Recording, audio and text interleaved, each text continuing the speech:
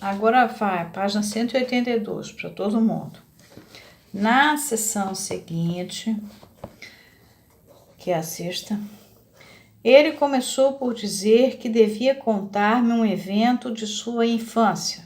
A partir dos seus 7 anos, conforme já me dissera, tá, na página 167, havia tido um medo de que seus pais adivinhassem seus pensamentos e esse medo, com efeito, persistira por toda a sua vida.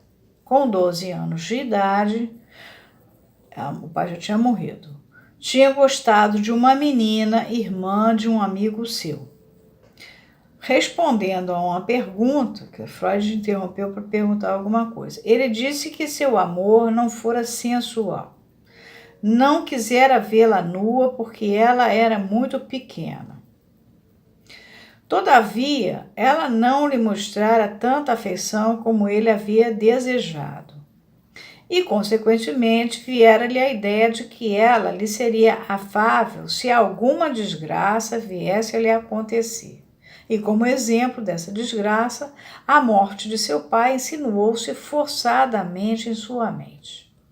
Ele logo rejeitava com energia a ideia. Mesmo agora, não podia admitir a possibilidade de que aquilo que se originara desse modo poderia ter sido um desejo, entre aspas.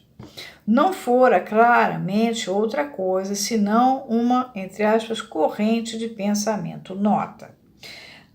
Os neuróticos obsessivos não são as únicas pessoas satisfeitas com eufemismos dessa espécie. À guisa de objeção, perguntei-lhe por que, caso não tivesse sido um desejo, ele o repudiara. Somente, replicou ele, em virtude do conteúdo da ideia, a noção de que seu pai poderia morrer. O pai já tinha morrido, hein? Observei que ele estava tratando a frase como se esta envolvesse um lèse-majesté, lèse-majestate. Bem se sabia, naturalmente, que era igualmente passível de punição dizer o imperador é um burro. Lèse-majestate é que se você ofendesse ao rei, o negócio ficava preto para você. Ou disfarçar as palavras proibidas, dizendo se alguém diz, etc., então esse alguém me terá como um que concorde com isso. Acrescentei que eu poderia facilmente inserir a ideia que ele repudiara tão energicamente num contexto que excluiria a possibilidade de qualquer repúdio desse tipo. Por exemplo, se meu pai morrer, eu me matarei sobre seu túmulo. Travessão. Ele estava abalado, mas não abandonou sua objeção. Portanto, interrompi o argumento com a observação de que eu estava seguro de que esta não ter sido a primeira ocorrência da sua ideia de seu pai morrer. Evidentemente, ela se originara numa data mais anterior e algum dia haveríamos de seguir sua história. Então, prosseguiu dizendo-me que um pensamento exatamente idêntico perpassara como um raio a sua mente uma segunda vez, 6 meses antes da morte de seu pai. Naquela época, isto é, há 10 anos atrás, ele tinha 19 anos, naquela época ele já estivera namorando essa dama, mas obstáculos financeiros impossibilitaram que pensasse numa aliança com ela. Ocorrera-lhe então a ideia de que a morte de seu pai poderia torná-lo rico o suficiente para desposá-la. O pai já tinha morrido, hein? Defendendo-se dessa ideia, ele estivera a ponto de desejar que seu pai não lhe deixasse absolutamente nada, de modo que ele não pudesse ter compensação alguma pela sua terrível perda. A mesma ideia, ainda que de forma muito mais amena, lhe adviera pela terceira vez no dia anterior à morte de seu pai. Ele pensara: agora posso estar perdendo o que mais amo. E então viera a contradição. Não, existe alguém mais, cuja perda seria bem mais penosa para você. Aí uma segunda nota diz aqui existe um inequívoco indício de uma oposição entre os dois objetos de seu amor, seu pai e a dama.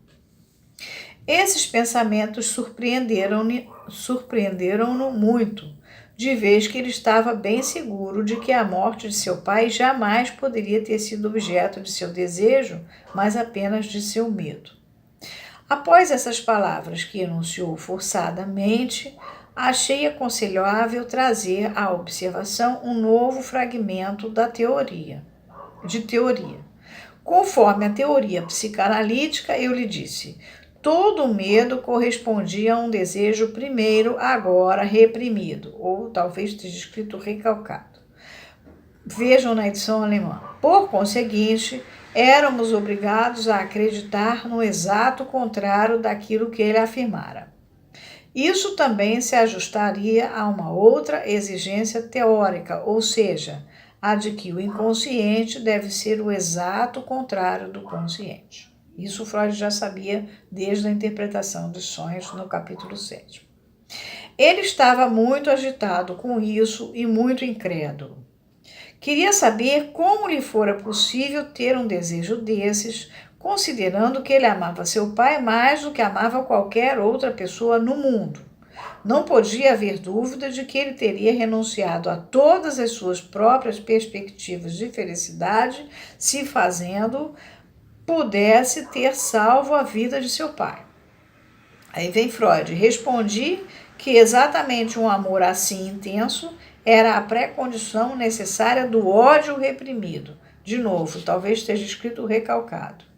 No caso de pessoas com que se sentia indiferente, ele podia seguramente não ter dificuldade de manter lado a lado propensões a um prazer moderado, a um desprazer igualmente moderado.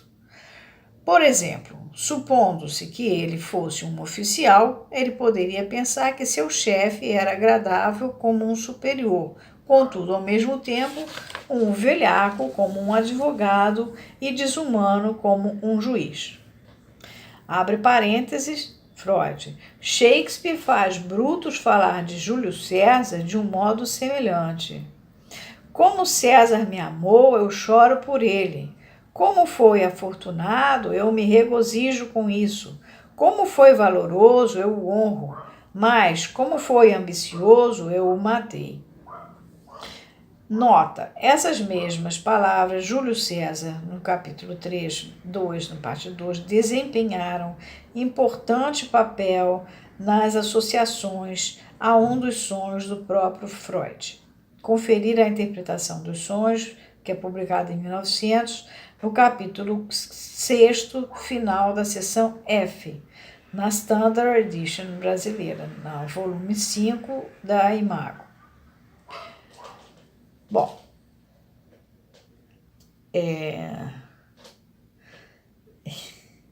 mas essas palavras, Júlio César do Shakespeare é muito interessante, vale a pena ler essa obra, sobretudo quem fala inglês. Como o Marco Antônio revira e acaba com Brutus. É belíssimo o discurso do Marco Antônio. Mas essas palavras já nos atingem como um tanto estranhas e pelo verdadeiro fato de que havíamos imaginado o sentimento de Brutus por César como algo mais profundo. Fecha parênteses. No caso de alguém que fosse mais íntimo dele, sua esposa, por exemplo, ele desejaria que seus sentimentos fossem puros e, em consequência, como era apenas humano, ele não notaria a falta dela, já que estas poderiam fazê-lo desgostar dela. Ele as ignoraria como se não as enxergasse. Assim foi precisamente a intensidade de seu amor que não permitiu que seu ódio, embora dar este nome fosse caricaturar o sentimento, permanecesse consciente. Para confirmar, o ódio precisa ter uma fonte, e descobrir essa fonte era certamente um problema. Suas próprias afirmações indicavam a época em que ele temia que seus pais adivinhassem seus pensamentos. Por outro lado, também se poderia perguntar por que esse seu amor intenso não lograra extinguir seu ódio, como de praxe acontecia quando não havia dois impulsos antagônicos. Apenas poderíamos presumir que o ódio deve fluir de alguma fonte, que deve estar relacionado com alguma causa particular que o tornasse indestrutível.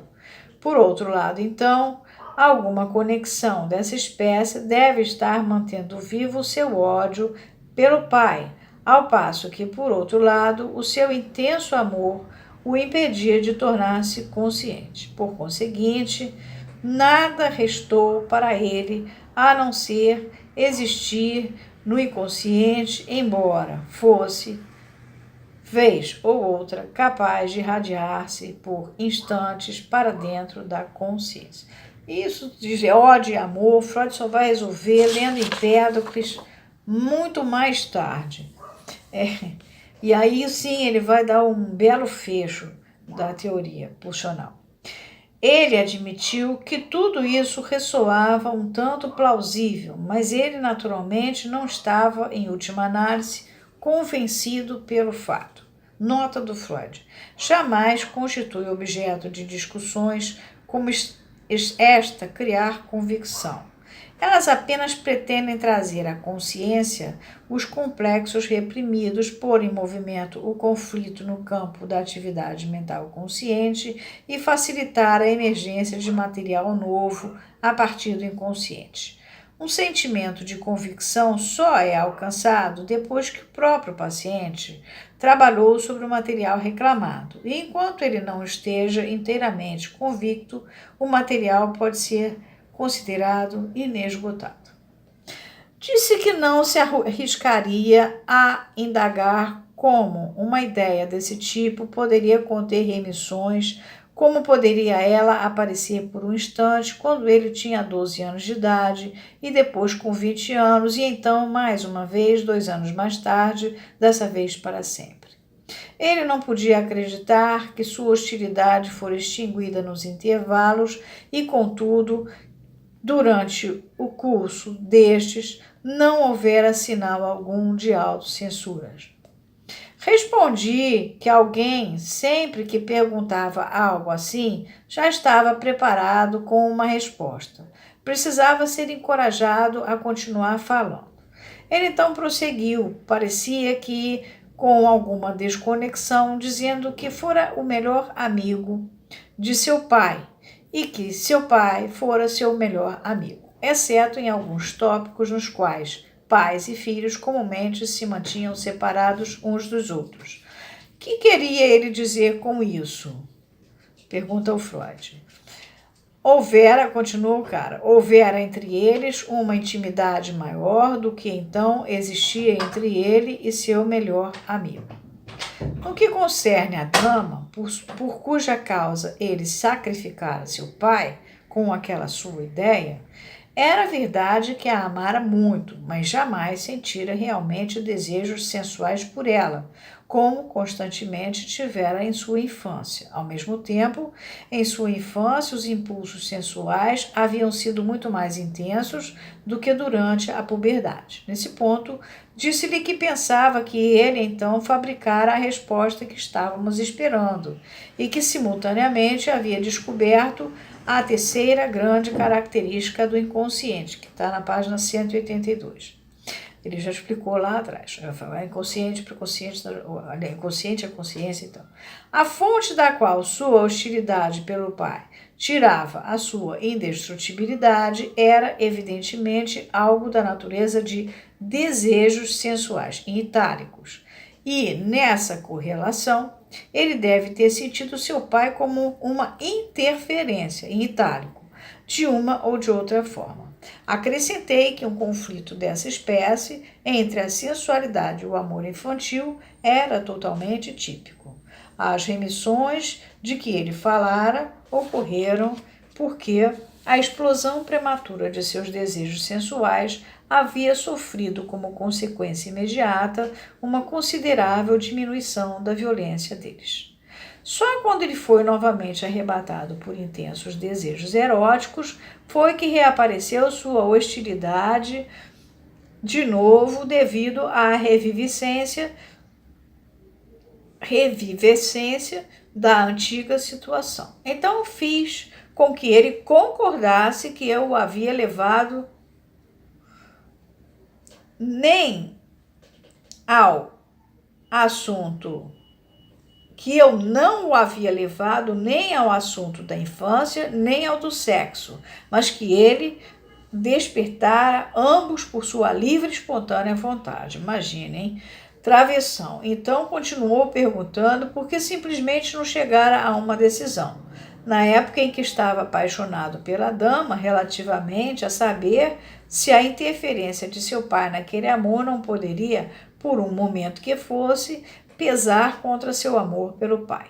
Travessão. Repliquei que raramente é possível destruir uma pessoa em absência. Quer dizer, em ausência, o pai estava morto. Tal decisão só teria sido possível se o desejo a que ele objetara tivesse aparecido pela primeira vez naquele tempo. Ao passo que, de fato, era um desejo longamente reprimido. Novamente, eu acho que pode estar escrito recalcado, diante do qual ele não podia comportar-se de outra forma, a não ser como fizera no princípio, e o qual, em consequência, estava imune à destruição. Esse desejo, abre parênteses, de livrar-se de seu pai com uma interferência, deve ter se originado numa época em que as circunstâncias foram muito diferentes. Numa época, talvez, em que ele não amava seu pai mais do que amava a pessoa a quem ele desejava sensualmente, ou quando era incapaz de tomar uma decisão nítida. Deve ter sido, portanto, em uma primeira infância, antes de chegar aos 6 anos de idade e antes do dia em que sua lembrança passou a ser contínua. E desde então, as coisas devem ter permanecido neste mesmo estado. Travessão. Com esse fragmento de interpretação, nossa discussão foi interrompida temporariamente. Depois tem uma nota a conferir, página 207. Depois a gente comenta isso, porque foi muito grande.